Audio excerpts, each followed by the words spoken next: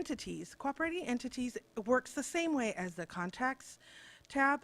You are able to upload any number of cooperating entities. Cooperating entities could be a co-applicant, implementing agency, it could be a stakeholder group, or a consultant. The questionnaire tab and the attachment tab, both of those are what I like to call and refer to as the meat and potatoes of an application. The questionnaire is going to contain questions that are specific to the DROPS program, and the attachments is where you will be uploading your 7 to 9 attachments. And I'll get into more detail when we do a live demo. So some quick tips. I've been working on FAAST for the last 10 years, and so I like to refer to these are my things on how to be successful when you're using FAAST. So how do you save, edit, preview, submit, and an application in FAAST on time? Well, let me give you some quick tips. So there's a button at the bottom of every tab, and it's titled Save Work in Progress. You're going to want to click on that button as soon as you've entered some information before you leave your desktop. Get into the habit of saving your work so you don't want to lose all that work that you've spent entering. And this FAAST times out after 90 minutes of inactivity. Editing your application.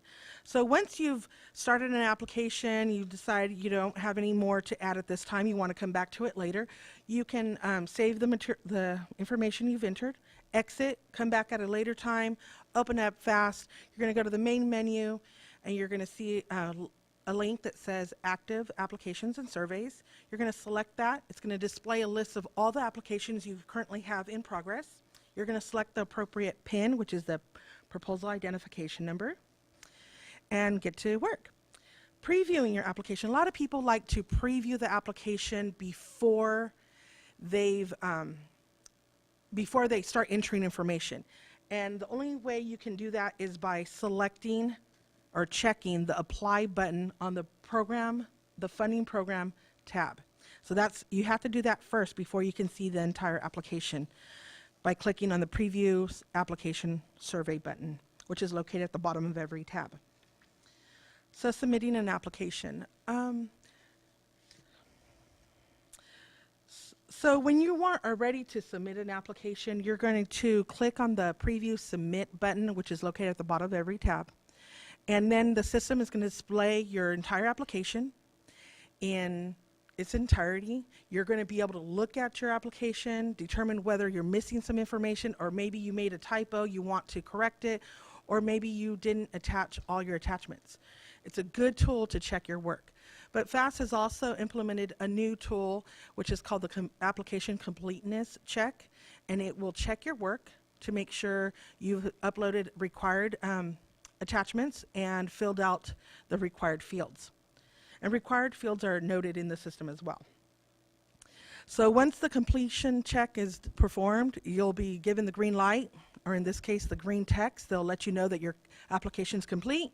You can enter your initials and go ahead and submit the application. So, and another thing I'd like to encourage everyone is don't procrastinate. Do not procrastinate.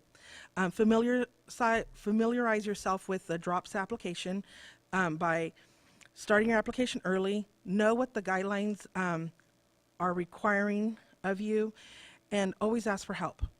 Don't wait until the last day at 4:50 to start your application and try to upload your attachments and try to submit before 5. 5 o'clock hits, the system will lock you out and you will be out of luck. So the FAAST resources. We have a number of resources to help guide you using FAAST. We have the FAAST Help Desk, and our phone number is 1-866-434-1083, and our email address is fast_admin@thewaterboards.ca.gov. So FAAST is being used by a number of programs, and in order to help us help you, we're asking that you include DROPS and the proposal identification number, if it's known, in the subject line, so that way we know what kind of issues you might be encountering, or if it's a program-related question, we can refer it to the appropriate person. We also have a frequently asked questions posted on our FAAST page, and we also have a user manual as well. So for questions, if you have questions, technical questions in regards to how to use FAAST, navigate FAAST, hey, I can't upload my attachment, that sort of thing, you're going to want to call our FAAST help desk.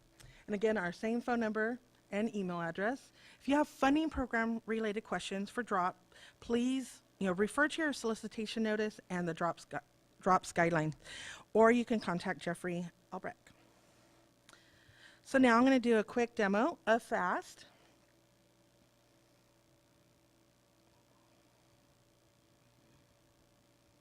Oops.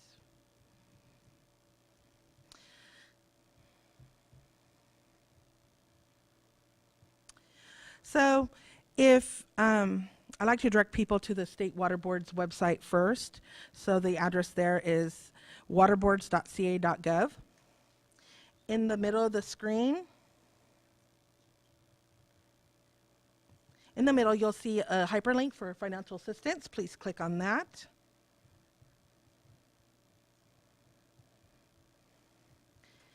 You'll scroll down and you'll see on the left-hand side, under links, grants and loans, quick links.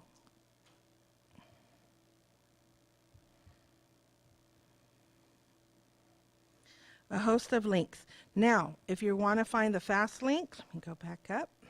Just want to show you there's some information here on the left-hand side for you.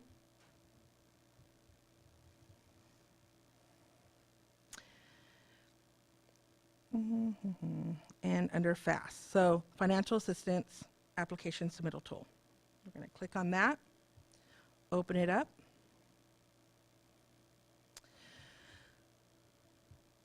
So this is the FAAST website. I want to kind of give you an orientation of this. The view of the page is skewed, and that's because of the resolution that we're using on this computer. Just want to let you know. On the left-hand side, on the blue side, you'll see the FAQs. You'll see how-to videos, the user manual, active RFPs. That'll give you the deadlines for any active RFPs in FAAST, request for proposals, and the funding program resources page, which will also provide you with a list of all the programs currently using FAAST or who have recently used FAAST. So you'll see that Drops is also listed here.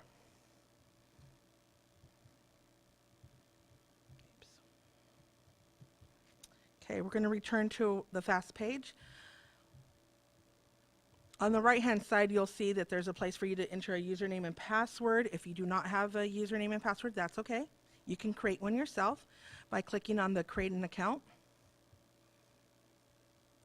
The first step, it's a two-step process. You're going to select the organization.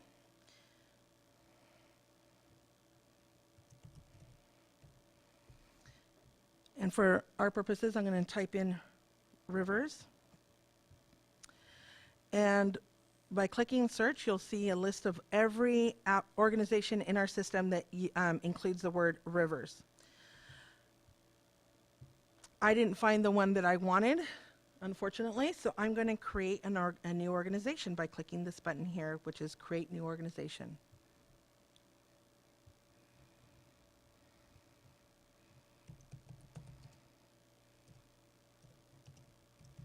Typing Ebion's Water Company. And there is no division or branch. The address is 1001 I Street. So I'm going to enter all this information for the organization. And when I am done, I will proceed to the next step. Don't forget to select your type of organization. If you know your federal tax ID number, please enter that. If you do not, that's okay. You can enter it at a later date. I'm going to click on Next Step. So when you are, at least in terms of creating an account, if you are missing a required field, it will prompt you to go back and enter it. Oops. Let's do. Let me clean this up. Okay. Now I'll click on Next Step. So step 2, entering my information. So I'm going to go ahead and enter my name. Oops. So I've entered my first name and last name, or in this case my middle name, but not really. And I'm going to enter a title, a phone number,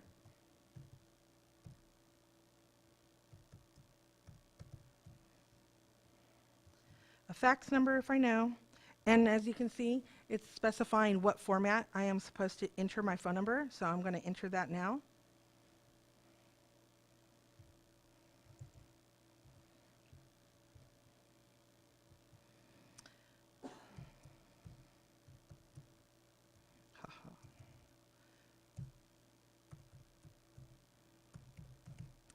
All right.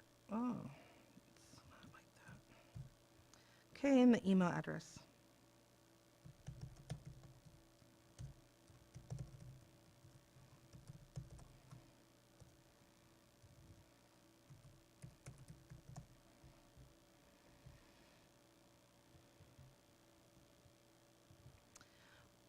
Do I want to subscribe to email alerts? So we have emails that are sent out to you at periodic intervals. 1, if you've created an account. 2, if you've submitted an application. 3, if an RFP has been recently released. 4, if there's an application deadline. So those are the 4 instances where you may receive an email. So you can opt out if you want to. In this case, I want to opt in. So I am going to type in a username, check to see if it's available. It is. So I'm going to type in a user password. And now I'm going to select a favorite sport, birth city, or college name. And I checked sport, so I'm going to hit golf and click on the button that says create user account. So now it's telling me that it's already been taken, so I'm going to type in a different one. Okay.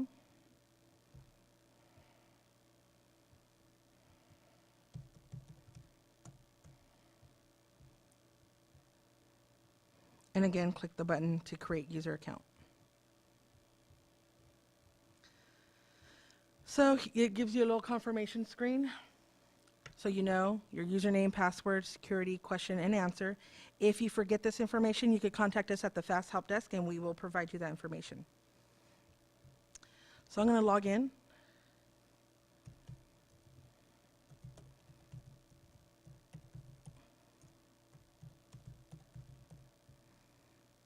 You entered my username and password. Both the username and password are case sensitive. Clicking the log on to FAAST button. I'm going to select my applicant account. And this is the FAAST website. So the applicant menu is comprised of start a new application, copy an existing application into a new application. That's not going to be used very often, so I encourage you not to do that. And then followed by the application surveys where you have active applications, you have submitted applications, and process applications, and inactive. So active are the ones that you are going to be working on, editing, that sort of thing, up until the time you submit it. Once the deadline has passed, if you did not submit your application, it will fall under inactive applications. If you submitted your application before the deadline, it will appear under submitted. And once a funding decision has been made, it will appear under processed. You can also update your user profile, your user password, your organization details as well, and review the system disclosure. And there's a link to the funding program resources page as well. So for us, we're going to start a new application. This system disclosure page appears every time you click on the Start a New Application. You're going to review the recommendations, check the box to acknowledge it, and move on. So use browser, internet, web browser, Internet Explorer 6.0 or greater. Save your work often, system times out after 90 minutes, and disable your pop-up blocking software. And those of you who may have some compatibility issues, you might want to review this. There's some directions on how to set that so you don't have to worry about problems with the settings. Click on Continue. In my case, I'm going to submit an application for my own organization, so I'm going to click on Move On to next page. But if I was a consultant, I would be selecting the second option where it says I'm submitting the proposal on behalf of another organization. And then you're going to select that organization. If you can't find that organization in the system, you can create a new record for it. But in our case, I'm going to select the first option. This provides you a list with all the active RFPs in FAAST at this time. And I'm going to click the Drops RFP. Notice the deadline, January 15th, 5 p.m. And this is a confirmation screen, so you can review all the information you've selected or entered thus far. So I've applied for the Drought program. This is a quick description of the program. The applicant organization is Rivera Water Quality Firm, and the submitting organization is Rivera Water Quality Firm. So these will differ if you're a consultant. I'm going to click on Continue to Application Survey. So as we said earlier in my PowerPoint presentation, there are 9 attachments that comprise the Drops application. The first one is your general information, where you will enter information in at least 3 fields: project title, project description, and the responsible regional water board. All the other information is optional, but it's helpful if you enter the latitude and longitude because we are trying to map all of our projects statewide. So I'm entering information into the project description. I am not doing that for the project title because there is already information there. I'm selecting Sacramento for my regional water quality control board. And I am going to click on the Save as Work in Progress to save my information. As you'll see, it's saved, it's there, now I can move forward. But before I do, I wanted to point out that there's a character limitation for the project title and project description. Wherever there's a character limitation, it will be noted in the system, and you should be aware that in FAAST, the character count is slightly different from Microsoft Word. So you should be aware that FAAST takes into account alphanumeric, special characters, punctuation, and any spaces. So I'm going to click on Next. Project budget. For the purposes of Drop, I believe the range is $50,000 to $2.5 million. So I'm going to request $100,000. And my match is going to be $10,000. Again, here's your federal tax ID number and your DUNS if you know it. You can enter this information here if you want to. I'm going to click on Save as Work in Progress because I want to save my work. I don't want to lose anything. And then I'm going to click on the Next button to go to the Funding tab. So the Funding tab is where you're going to tell the system which program you want to apply for. In this case, there's only one, and that's Drops. So I'm going to click on Drops, Save, and then go on to the next tab, which is Project Management, by clicking Next. This is a summary. You'll see who has been listed as the applicant and who's the person submitting the application. And then you'll have fields where you're able to enter information for the project director and project manager.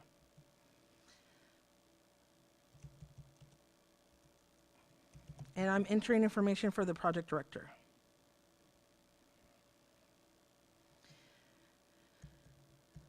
And again, you want to pay attention to your format. Oops, no equals, hyphens. Okay. Entering a fax number where we can reach you if we need to, and an email address.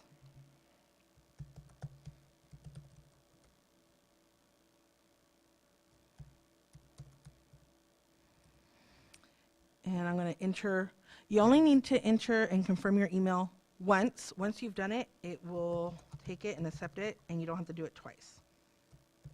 If you don't match up, it will let you know. And I'm going to click on the project manager equals project director because they're one and the same. Okay. Click on Save as Work in Progress. Click on the Next button to move on to the next tab. So the next tab is your legislative information tab, and this is where you're going to enter your primary and secondary districts for your project location. Project location only. We're not looking for the location of the applicant. You know, we're looking for the project location. So you're going to select the primary. In this case, for Senate, I selected District 11. For additional, you can, if there's multiple, you can click on Control and then use your mouse to select multiple. I selected 3 and 6 as my additional districts. I'm going to save my work as in progress and move on to the next tab, which is Contacts, by clicking the next button. So the Contacts tab, oops, sorry, let me scroll down, is where you're going to list the contacts for the project. I'm going to enter my organization, whatever it may be.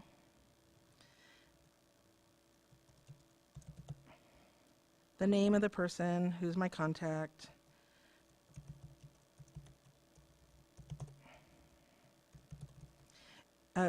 Sorry, first name, then last name. It splits it up for you. You're going to enter a contact phone number. Again, pay attention to the format. It likes hyphens. And enter an email address.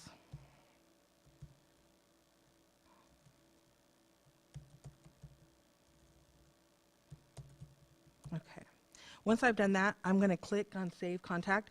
And what you'll see is down below, it's listed. And you can list any number or add any number of contacts for your project. You just have to save them individually.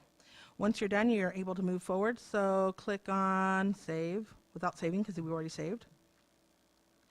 And now we're on the Cooperating Entities tab. The Cooperating Entities tab works exactly the same as the Contacts tab. You're going to enter the cooperating entity one by one, and you're going to specify their role or contribution to the project, and then list their name, phone number, and their email address, and save it. And then down below, you'll see it listed as well. Again, there's no limit on how many cooperating entities. A cooperating entity could be co-applicant, a lead implementing agency, a nonprofit. It could be a stakeholder group, a consultant. So I'm going to move forward. And now we're on the questionnaire. So as I said before, the questionnaire and the attachment tabs are the meat and potatoes of the application. The questionnaire tab has all the questions that are specific to the DROPS program. As you can see, it's broken up into different sections, color-coded, and there's hyperlinks within the document, in the questionnaire, so you're going to want to click on these attachments so you can see, you can find the template for that attachment, and then, you know, or there's also one hyperlink to the program. So while that's downloading, I'm going to keep on scrolling. I'm going to show you that each of the text fields has a maximum character count. In this case, it can vary from 500 to 4,000. You'll need to check. If you're copying from MS Word into FAAST, you want to remember the character count, number one, and two, if you have any special characters, FAAST may convert them to upside down question marks. So you want to pay attention to that. It could get frustrating, but that's what we currently have. We're in the process of fixing that. Just wanted to bring that to your attention. Okay, scroll down so you can see all the questions. And I believe Brandon, oh, here you go. Here's your attachment 2, the project description. And it kind of gives you information on how you should fill this out. So that's very helpful. Remember, the hyperlinks are there. They're also listed on the DROPS website. If you scroll to the bottom of the questionnaire tab, you'll see the very last question is 16, the final submittal and signature. And Brendan went over all the like statements that you need to certify. Yes, you read this, and yes, you acknowledge this, and the project is eligible, and the project type or organization is eligible. And then you're going to, the project director, the person who's authorized, is going to click on agree if he has agreed to all the grant's general terms and conditions. And once that's done, you're going to save your work in progress again. And you're ready now to go to the Attachments tab by clicking Next. The Attachments tab is very simple. It works very much like your email address, or when you're emailing someone and you attach a document. So you're going to click on the Attachments button here, and that will disclose a list of all the attachments associated with this phase, and you'll see which ones are required and which ones are not. So as you can see, attachment 7 and attachment 9 are optional. Everything else must be submitted as they are required, and the system will prevent you from submitting if you do not have those required attachments. So to upload an attachment, you want to select from the attachment category dropdown, and then I'm going to, I see that the attachment title is populated. I'm going to browse my computer for the file, and I'm going to click on open, and then I'm going to click attach selected file, and you'll see it's listed below. And you're able to modify or delete attachments or add attachments up until the deadline. So if you have an attachment that's already done, attach it early. Don't wait until the last minute. If you're still working on something, you may want to hold off on submitting or attaching it right away, but that's just to your benefit. So now we're going to look at how to preview an application. Oh, I should mention, you don't have to do the attachment, the entire document or application in FAAST in one sitting. You could come back to it, you could log out, come back, and work on it at your leisure. But again, it just needs to be submitted by the deadline, January 15th, 2015 at 5 p.m. So we're going to click on Preview Submit. And what you'll see is a lovely summary of your entire application. Every bit of information that you've uploaded or saved is now here. You will see I have one attachment. I'm able to click on download all pre-submission attachments if I wanted to just keep a record if I want for myself. And I want to scroll down. Here's the questionnaire. And you can see I didn't answer any of the questions, so it's blank. But you don't want yours to be blank, right? So you want to make sure all those fields are filled out. And then once you're done, you're going to click on Application Survey Completion Check. Again, this is FAAST, checking to make sure all the required fields and all the required attachments are uploaded.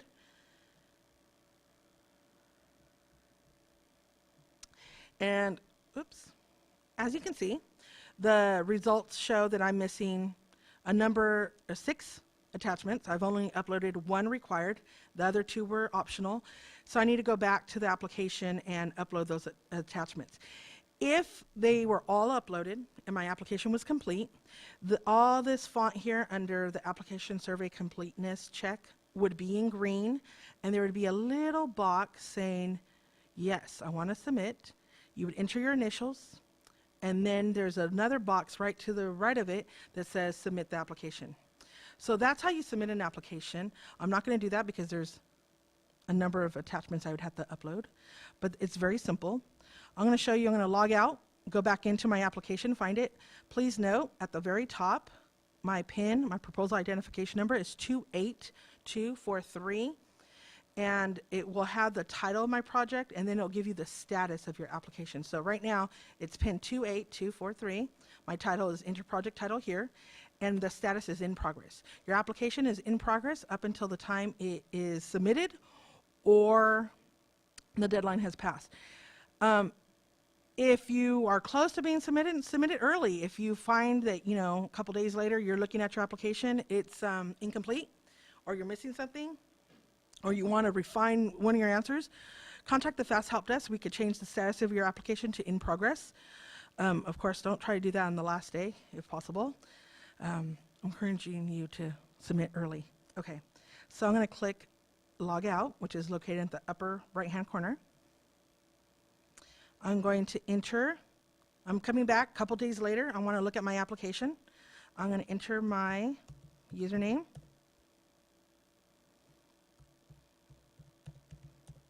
I'm going to hit Log On to FAAST. I'm going to select my user role. In your case, more than likely you will only see 1. In my case, I have 3 user roles. So select Applicant.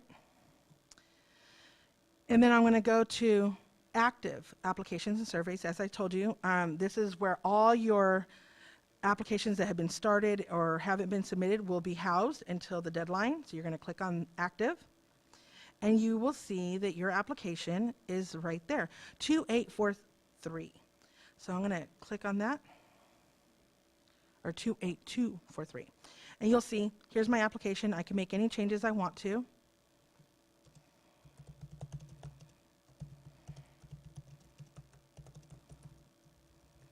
So, and then it will save, because I'm going to click on Save as a Work in Progress.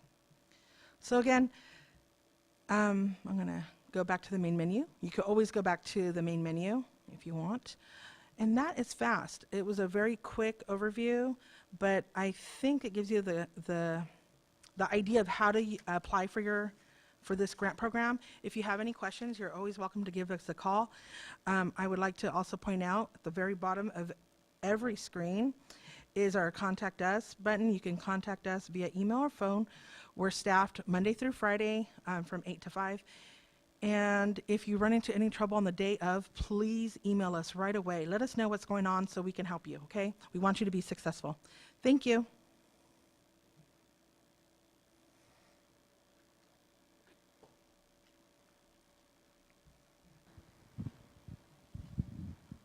Quick question for you. Okay.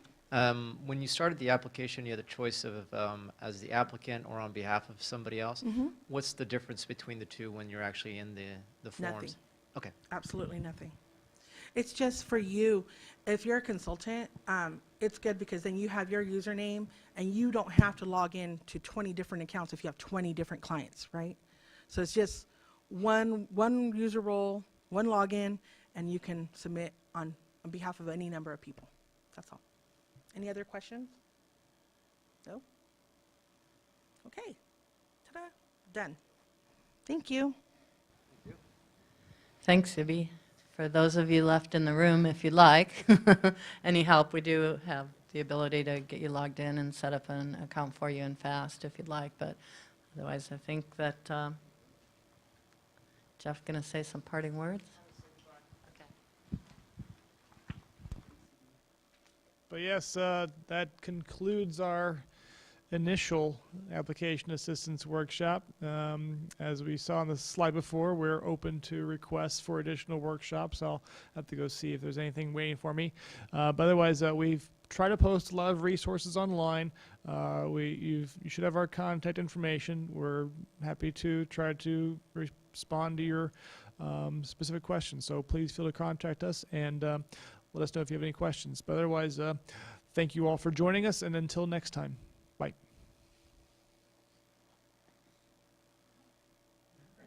And good luck.